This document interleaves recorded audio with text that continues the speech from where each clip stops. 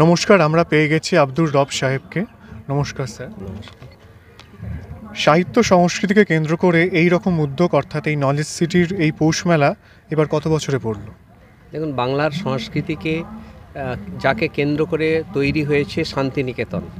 আমরা সেই শান্তিনিকেতনের আদলে এখানে দ্বিতীয় শান্তিনিকেতন গড়ে তোলার উদ্যোগ নিয়েছি। এই নলেজ সিটি বা শিক্ষানগরী এটা নবম বছরে এই পৌষ মেলাটা শুরু হচ্ছে। শুরু হওয়ার ইতিহাসটা একটু জানতে চাই। আমি রবীন্দ্রভারতী বিশ্ববিদ্যালয়ে ছাত্র শিক্ষক ছিলাম, ২৬ বছর শিক্ষকতা করেছি। তো আমার চিন্তার এবং মননের মধ্যে রবীন্দ্রনাথ। তারপরে সবথেকে বড় বিষয়, আজকের ভারতবর্ষের সবথেকে বড় বিষয় হচ্ছে হিংসা, দেশ, সাম্প্রদায়িক বিভেদ। কিন্তু শান্তিনিকেতনে রবীন্দ্রনাথ ঠাকুর যা করে গেছেন সেটা এই সাম্প্রদায়িকতার বিরুদ্ধেই কাজ করে গেছেন। অর্থাৎ প্রকৃতিকে নিয়ে তিনি চলেছেন। যেমন পৌষ মেলা, বসন্ত উৎসব, ফলকর্ষণ, এগুলো সব প্রকৃতিকে কেন্দ্র করে। তো আমরা মনে করি সমস্ত শিশুরা হচ্ছে কাদার পুতুল। তারা শিশু, তারা শিক্ষা চায়। ফলে সেই শিক্ষার পরিবেশটা তৈরি করছি শান্তিনিকেতনের আদলে এখানে। ফলে এখানেও আমরা প্রকৃতিকে কেন্দ্র করে এই সমস্ত সাংস্কৃতিক চর্চাগুলো আমরা করছি। আগামীতে কি পরিকল্পনা রয়েছে এর ব্যাপ্তি ও মানুষের অংশগ্রহণের জন্য? এটা তো একটা শিক্ষানগরী। ইতিমধ্যে এখানে 6টা ইনস্টিটিউট চালু আছে, সরকারি সাহায্য নিয়েই আমরা করছি।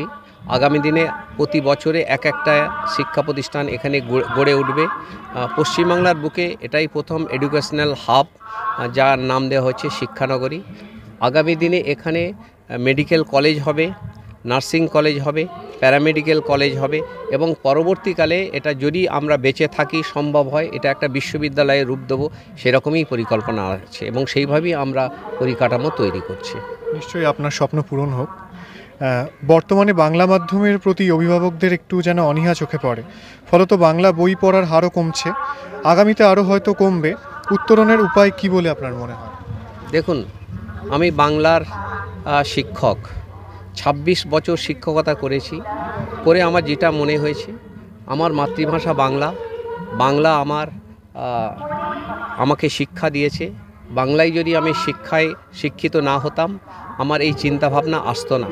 ফলে আমি যেটা মনে করি, বাংলা আমাকে শিখতে হবে এবং বাংলা শেখার সঙ্গে সঙ্গে ইংরাজিটাও আমাকে শিখতে হবে।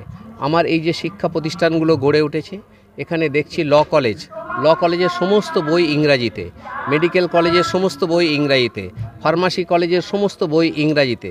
ফলে ওগুলোও আমাকে দেখতে হবে এবং পড়তে হবে। ইংরাজিটাও মাতৃভাষা বিভিন্ন দেশের। আমার দেশের মাতৃভাষা বাংলা।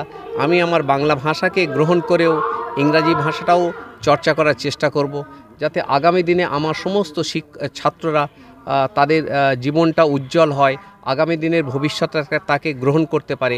সেইভাবে এখানে সব রকম শিক্ষা ব্যবস্থায় আছে।